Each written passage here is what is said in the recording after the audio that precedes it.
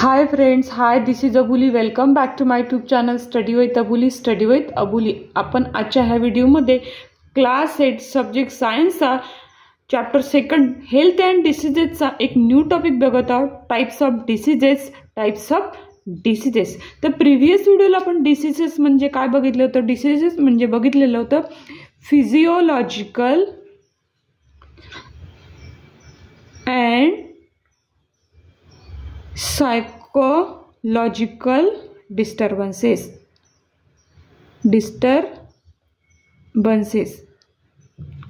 हे आपण डिसीजेसमध्ये समजून घेतलेलं होतं आणि त्याचे काही एक्झाम्पल्ससुद्धा बघितलेले होते. तर डायबिटीज, कॉमन कोल्ड हे आहेत एक्झाम्पल. कॉमन कोल्ड, त्यानंतर asthma, heart diseases.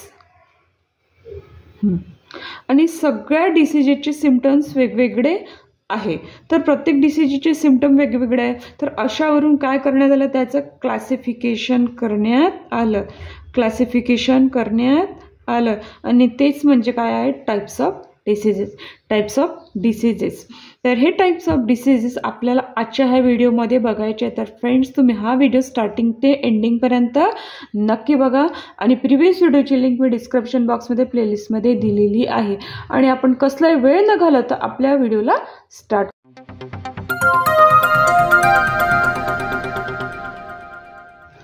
Types of diseases. Firstly आपण याचा चार्ट बघणार आहोत. टाइप्स ऑफ डिसीजेस आहे, याचे 2 पार्ट्स आहेत. एक आहे अकॉर्डिंग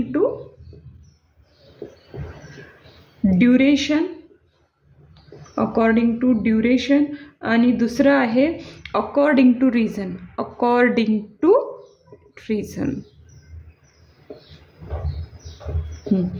बघा, अकॉर्डिंग टू ड्युरेशनमध्ये 2 सब टाइप्स आहेत. Chronic disease,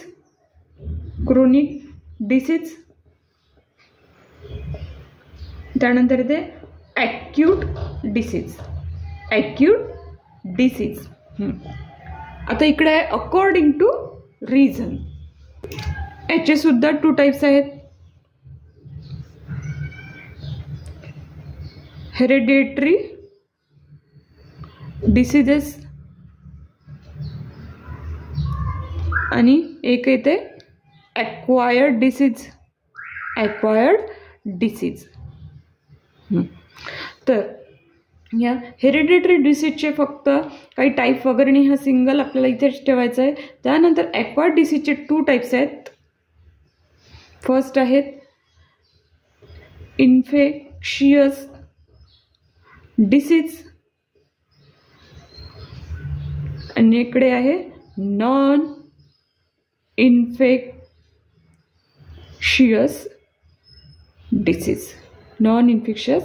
disease. तर आपल्याला हे सगळे टाइप्स छानपैकी डिटेलमध्ये समजून घ्यायचे आहेत. तर टाइप्स ऑफ डिसीजेसमध्ये आपण फर्स्टली अकॉर्डिंग टू ड्युरेशन हा पॉईंट समजून घेऊया. बघा, अकॉर्डिंग टू ड्युरेशन हा टाईप फर्स्ट आहे. हा आहे टाईप फर्स्ट. तर टाईप फर्स्टमध्ये अकॉर्डिंग टू ड्युरेशन म्हणजे असा डिसीज को डिपेंड ऑन टाईम. आणि हा डिसीज काय असतो, एकतर फ्यू डेजसाठी असतो, फ्यू डेज किंवा मोर दॅन फ्यू डेज किंवा त्यापेक्षा जास्त दिवसासाठी असतो. जो हा डिसीज की हा टाईमवर डिपेंड आहे, म्हणजे टाईमवर काही दिवसाच्या आतच क्युअर होतो किंवा हा डिसीज व्हायला वर्षानुवर्षसुद्धा लागू शकते. याला म्हणतात अकॉर्डिंग टू ड्युरेशन डिसीज. तर याचे टाइप्स आहेत. फर्स्ट टाइप्स आहेत क्रोनिक डिसीज. काय आहे, क्रोनिक डिसीज. हा डिसीज हा भरपूर जुनाट डिसीज. सेकंड आहे ॲक्यूट डिसीजेस. तर फर्स्टली आपण ॲक्यूट डिसीजेस बघूया. बघ, ॲक्यूट डिसीजेस अशी कंडिशन आहे की ते काय ते सडनली डेव्हलप होते. म्हणजे हा डिसीज आहे की लगेच चढतो, लगेच चढतो. हा डिसीज व्हायला वेळ लागत नाही आणि लगेच चढतो आणि त्याचं जास्त वेळसुद्धा राहत नाही. हा डिसीज लगेच चढतो आणि त्याचं ड्युरेशनसुद्धा काय असते, कमी असते. म्हणजे लगेच ताप येतो पण काही काळासाठी, ड्युरेशन शॉर्ट. ॲक्यूट डिसीजेस म्हणजे काय, सडनली डेव्हलप होतो, म्हणजे सडनली लगेच आपल्याला ताप चढायला लागतो, म्हणजे काही कारणास्तव आपल्याला सडनली येतो आणि नंतर तो राहतो किती दिवस, तर शॉर्ट ड्युरेशन, म्हणजे काही काळासाठीच तो राहतो. म्हणजेच म्हणू की only for few weeks. Short duration short म्हणजे ओन्ली फॉर फ्यू वीक, जास्त काळ हा डिसीज राहत नाही. ह्या डिसीजचे कारण काय, कॉजेस काय, याचं कारण आहे पॅथोजन्स. काय आहे, पॅथोजन्स, म्हणजेच म्हणू एक्झाम्पल व्हायरसेस आणि अदर बॅक्टेरियल फॅक्टर. आणि असं अजून व्हायरसेस नव्हेच तर काही एन्व्हायरमेंटल टॉक्झिन्स. तुम्हाला माहिती आहे, जे बाहेर वातावरणातील जे हे गॅसेस, टॉक्झिक गॅसेस, त्याच्यामुळे सुद्धा काय होऊ शकतो, आपल्याला ॲक्यूट डिसीज होऊ शकतो. आणि हे कसे पसरतात, from person to person.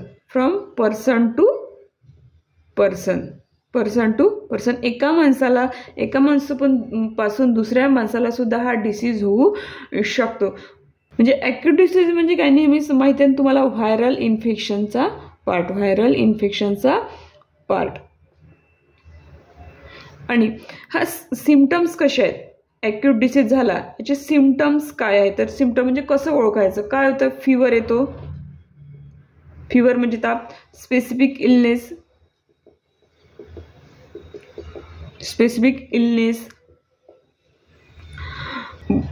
Body pain, अशासारखे सिम्पटम्स हे ॲक्यूट डिसीजमध्ये दिसायला लागतात. म्हणजे ॲक्यूट डिसीज म्हणजे काय, त्याची सडनली डेव्हलप होतो, ड्युरेशन शॉर्ट, म्हणजे ओन्ली फॉर फ्यू वीक किंवा ओन्ली फॉर फ्यू डेज सुद्धा आपण म्हणू शकतो. आणि कशामुळे होतो, पॅथोजन्स म्हणजे viral, other bacterial factor, environmental toxic substance असतात ते आपल्या बॉडीमध्ये एंटर करतात. हा कसा पसरू शकतो, तर फ्रॉम पर्सन टू पर्सन. आणि याचे सिम्पटम्स काय आहे, फीवर येतो आपल्याला, स्पेसिफिक इलनेस आणि बॉडी पेन. ह्यानंतर त्याचे आपण एक्झाम्पल्स बघूया. एक्झाम्पल्स आहे ॲक्यूट डिसीजचे. बघा, कॉमन कोल्ड म्हणजे आपल्याला सर्दी होणे, द फ्लू होतो, हे झालं एक्झाम्पल. त्यानंतर येते स्मॉल फ्रॅक्चर्स असते, आणि स्ट्रेप थ्रोट. स्ट्रेप थ्रोट म्हणजे काय, घसा खवखवणे. हे सगळे काय ॲक्यूट डिसीजचे एक्झाम्पल्स आहे. आपण अकॉर्डिंग टू ड्युरेशनमधला सेकंड टाईप ॲक्यूट डिसीज हा फर्स्टली समजून घेतला. आफ्टर दॅट क्रोनिक डिसीज हे आपण बघूया. क्रोनिक डिसीज म्हणजे काय, त्याला आपण जुनाट रोग, आणि हा रोग म्हणजे काय, हा जास्त वेळ राहतो. म्हणजे अशी कंडिशन आहे, अशी बॉडी कंडिशन आहे की कशासाठी, लास्ट फॉर 3 मंथ्स. म्हणजे हा डिसीज 3 महिने सुद्धा राहतो किंवा त्यापेक्षा जास्त, त्याला ऑर लॉंगर म्हणू, त्यापेक्षा जास्त. आणि दिवसेंदिवस काय करतो, जर जास्त वेळ राहिला हा डिसीज तर काय, तो वर्स ओव्हर टाईम म्हणजे हा काय करतो, जीव घेणं सुद्धा असू शकतो. क्रोनिक डिसीज जास्त काळासाठी राहतो, 3 महिने किंवा 3 महिन्यापेक्षा जास्त काळासाठी सुद्धा राहतो. म्हणजे हा डिसीज काय, कांट बी क्युअर्ड, म्हणजे ह्या डिसीजला आपण पूर्णपणे संपवू शकत नाही, बट कॅन बी कंट्रोल म्हणजे हा डिसीज आटोक्यात आणू शकतो. म्हणजे हा डिसीज जास्त त्रास होऊ नये या डिसीजचा, त्याच्यासाठी आपण काहीतरी उपाय करू शकतो. बट हा डिसीज पर्सन टू पर्सन काय होत नाही, पास होत नाही, not passed from person to person, म्हणजे हा एका माणसापासून दुसऱ्या माणसापर्यंत फैलवत नाही. काय करतो, डेली ॲक्टिव्हिटी ज्या असतात आपल्या, daily activity, school, sports, other काही ॲक्टिव्हिटीज असतात त्याच्यावर काय करतो, अफेक्ट करतो. म्हणजे त्याच्यामुळे ह्या ॲक्टिव्हिटी आपण जनरली व्यवस्थित करू शकत नाही. पण हा डिसीज सहसा ओल्डर लोक असतात ना, ते त्यांच्यामध्ये सुद्धा हा डिसीज जास्तीत जास्त बघायला मिळतो. तर याचे काही एक्झाम्पल्स आहेत ते आपण बघूया. पण एक्झाम्पलच्या आधी परत एकदा बघून घ्या. अशी कंडिशन लास्ट फॉर 3 months म्हणजे 3 महिने किंवा 3 महिन्यापेक्षा जास्त असू शकते. वर्स ओव्हर टाईम म्हणजे जास्त वेळ रिझल्ट राहिला हा डिसीज 3 महिन्यापेक्षा तर खूप जीवघेणा सुद्धा असू शकतो. हा डिसीज क्युअर्ड होत नाही, क्रोनिक डिसीज क्युअर्ड होत नाही, पण त्याला पण कंट्रोल करू शकतो. हा पर्सन टू पर्सन काय होत नाही, फैलवत नाही.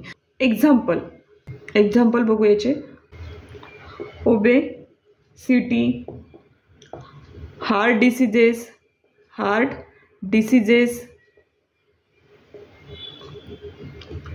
chronic lung diseases, diabetes, chronic kidney disease. बघा हे याचे एक्झाम्पल्स आहे. पण आपण याचे कॉजेस नाही बघितलेले. आपण याचे कॉजेस बघून घ्यायचे. कॉजेस काय म्हणजे याचे कारण काय आहे.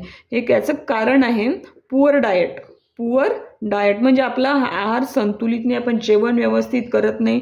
लॅक ऑफ फिजिकल एक्झरसाइज म्हणजे आपण काही वेळेवर व्यवस्थित आपल्या शरीराकडे लक्ष देत नाही. त्यानंतर असं म्हणू की लाईफस्टाईल चॉईसमुळे आपली लाईफस्टाईल आजकाल बदलून गेलेली आहे, त्याच्यामुळे सुद्धा हे क्रोनिक डिसीज काय होतात आपल्या शरीरामध्ये तयार होतात. आणि याचं सिम्पटम्स काय आहे ह्या डिसीजचं, ह्या क्रोनिक डिसीजचं आपण सिम्पटम्स बघत आहोत. सिम्पटम्स आहेत फटीग म्हणजे थकवा येणे. फटीग म्हणजे आपल्याला थकवा येतो. आणि डिफिकल्टी इन मुवमेंट्स म्हणजे आपल्याला आपल्या मुवमेंट्स करायला काय डेली लाईफला काय होतो, त्रास होतो. बघा क्रोनिक डिसीजमध्ये आपण एक्झाम्पल्स बघितले, त्यानंतर कॉजेस बघितलेले आहे. Poor diet, lack of physical exercise आणि सिम्पटम्समध्ये फटीग म्हणजे थकवा येतो, डिफिकल्टी मुवमेंट्स. तर अशा सगळ्या ह्या गोष्टी आहे. तर आपण क्रोनिक डिसीज बघितलेलं आहे. अकॉर्डिंग टू ड्युरेशनमधले आपण हे दोन्ही पार्ट व्यवस्थितरित्या डिटेलमध्ये समजून घेतलेले आहे. यानंतर टाईप सेकंड बघूया. टाइप्स ऑफ डिसीजेस मधला आपण सेकंड टाईप बघत आहोत. According to reason. हा डिसीज कशामुळे होतो, कॉज्ड बाय एक्सटर्नल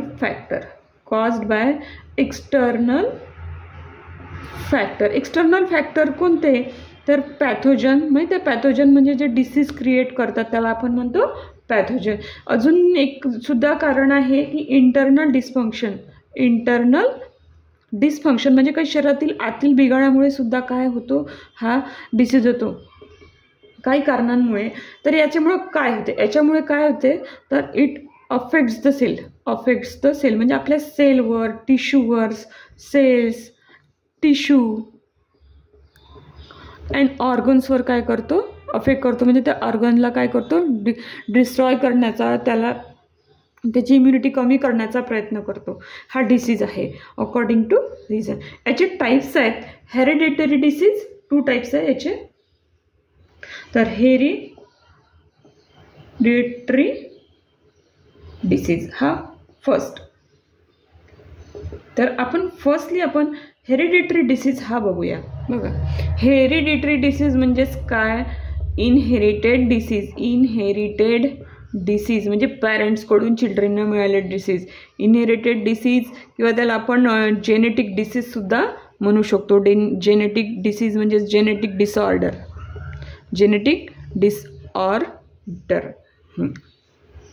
तर हा कशामुळे होतो, हा होतो कशामुळे, तर याचं कारण काय, caused by DNA abnormality.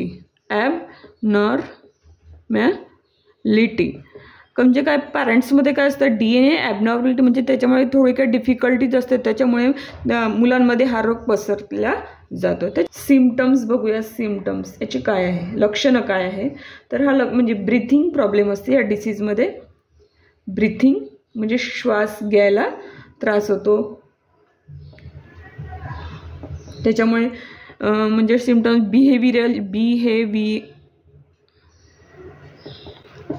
Changes होतात, वागण्यामध्ये सुद्धा फरक पडतो. त्याच्यानंतर प्रत्येक गोष्टीमध्ये जी डेव्हलपमेंट असते ती डेव्हलपमेंट काय होते, जशी शारीरिक डेव्हलपमेंट होते ती काय होते, डिले होत राहते. डिले म्हणजे त्याला वेळ लागतो. तर अशा सिम्पटम्स आहे हेरिडिटरी डिसीजचे.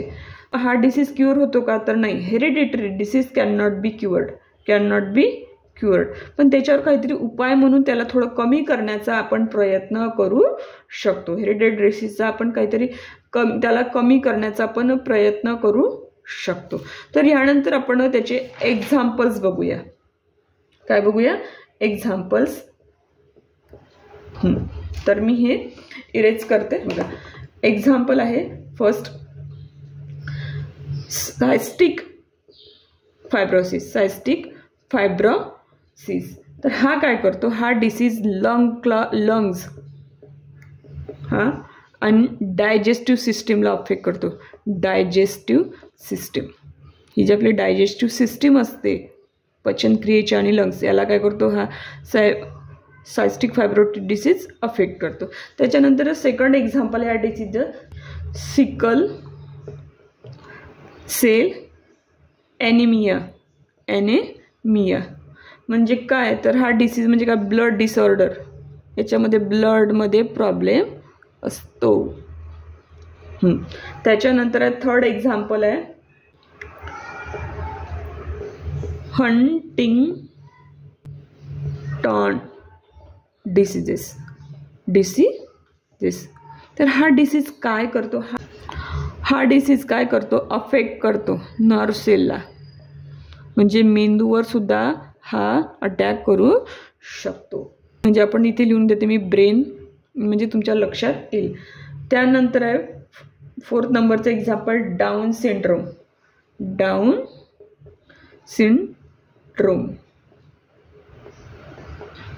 म्हणजे हा काय, क्रोमोझोमल डिसऑर्डर.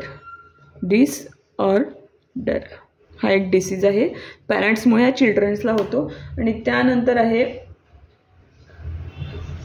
थॅलेसेमिया. हा डिसीज आहे. आणि या डिसीजमध्ये नेमकं काय होतं, हिमोग्लोबिन प्रोडक्शनमध्ये प्रॉब्लेम येतो. Problem in production of haemoglobin.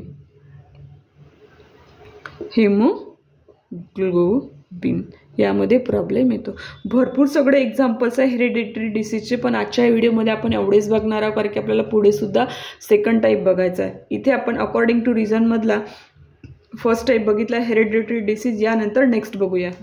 बघा, अकॉर्डिंग टू रिझन मतलब आपण सेकंड टाईप बघत आहोत, एक्वायर्ड डिसीजेस.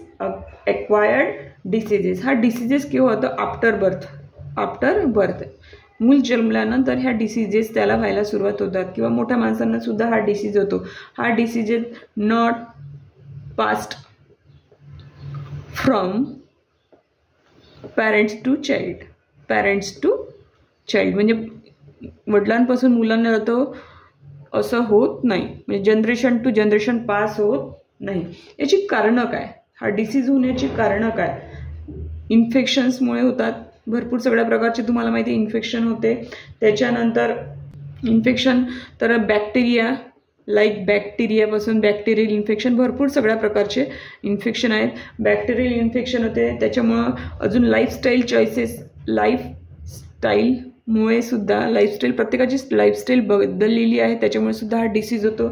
त्यानंतर कारण आहे एन्व्हायरमेंटल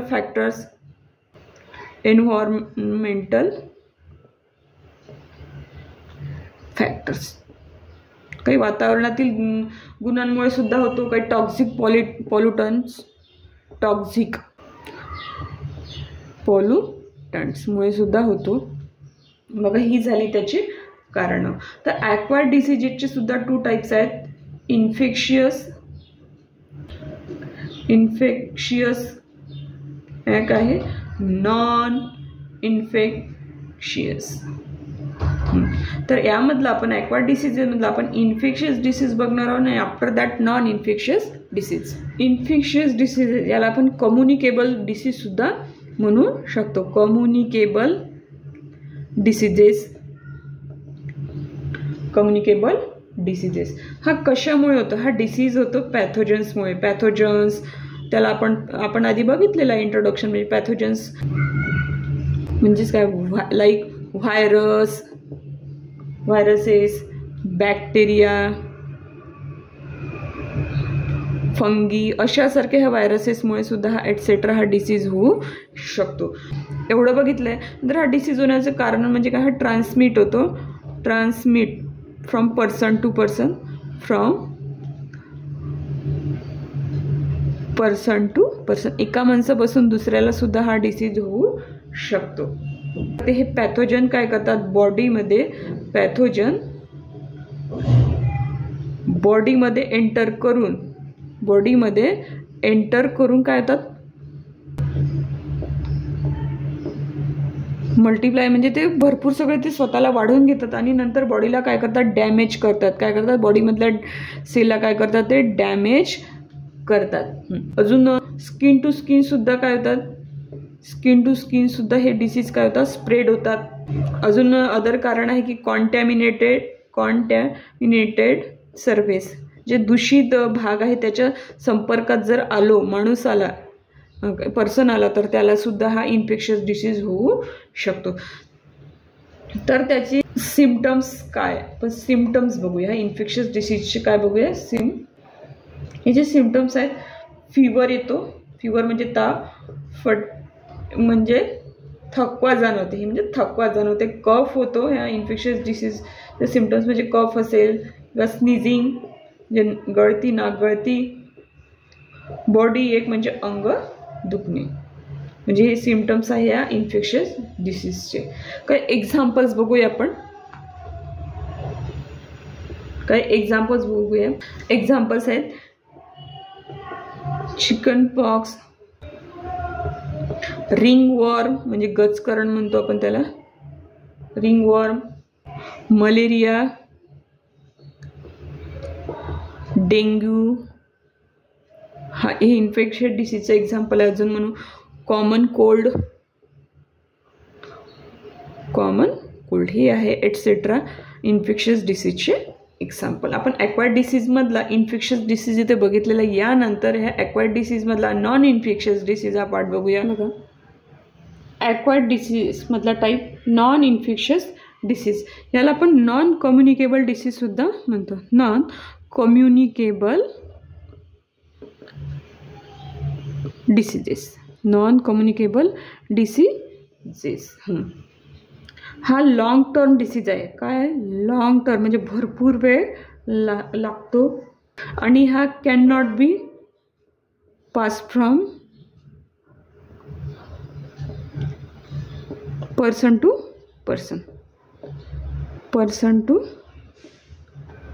पर्सन म्हणजे एका व्यक्तीपासून दुसऱ्या व्यक्तीला होण्याची शक्यता कमी आहे.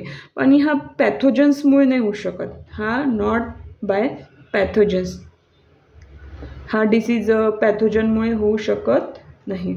याचं कारण असं सांगू शकतो की एन्व्हायरमेंटल फॅक्टर म्हणून आपण याचं कारण. एन्व्हायरमेंटल फॅक्टर,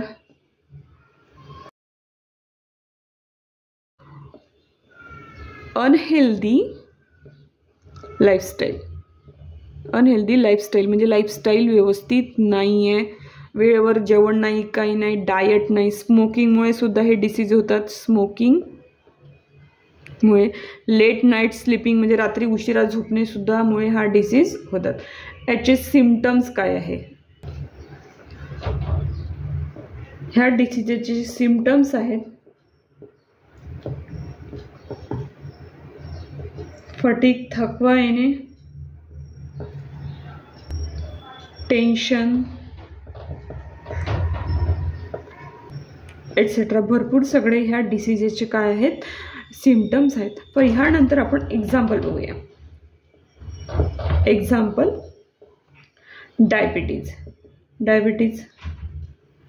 डायबिटीज हा काय आहे? एक नॉन इन्फेक्शियस डिसीज आहे. त्यानंतर आहे हायपरटेन्शन आणि हायपरटेन्शनमुळे सुद्धा परत एक डिसीज क्रिएट होतो. BP, ब्लड प्रेशरचा त्रास होतो. त्यानंतर हार्मोनल कंडिशन हे एक एक्झाम्पल आहे. त्यानंतर ओस्टिओपोरोसिस हा एक ॲक्वायर्ड डिसीज आहे. याच्यामध्ये काय होतं, बोन बिकम ब्रिटल म्हणजे यामध्ये कडकपणा जो असतो आपल्या बोनमधला तो कमी व्हायला लागतो, ठिसूळ व्हायला लागतात. आणि नंतर आहे एक्झाम्पल आहे कार्डिओव्हास्क्युलर म्हणजे हा हार्टशी रिलेटेड डिसीज आहे. हार्टशी रिलेटेड डिसीज आहे ॲक्वायर्ड डिसीज. बघा इथे आपण अकॉर्डिंग टू रिझनचे 2 टाईप्स बघितलेले आहे. इथे आपण टाईप्स ऑफ डिसीजेसमधला टॉपिक डिटेलमध्ये बघितलेला आहे. फ्रेंड्स, टाईप्स ऑफ डिसीजेसचा हा चार्ट आहे, हा आपण डिटेलमध्ये घेतलेला आहे. इथे आजच्या व्हिडिओचा टॉपिक संपलेला आहे. हा व्हिडिओ कसा वाटला मला नक्की कमेंट बॉक्समध्ये कमेंट करा. आवडला तर लाईक, शेअर आणि सबस्क्राईब करायला विसरू नका. Thank you for watching this video. Take care and good bye.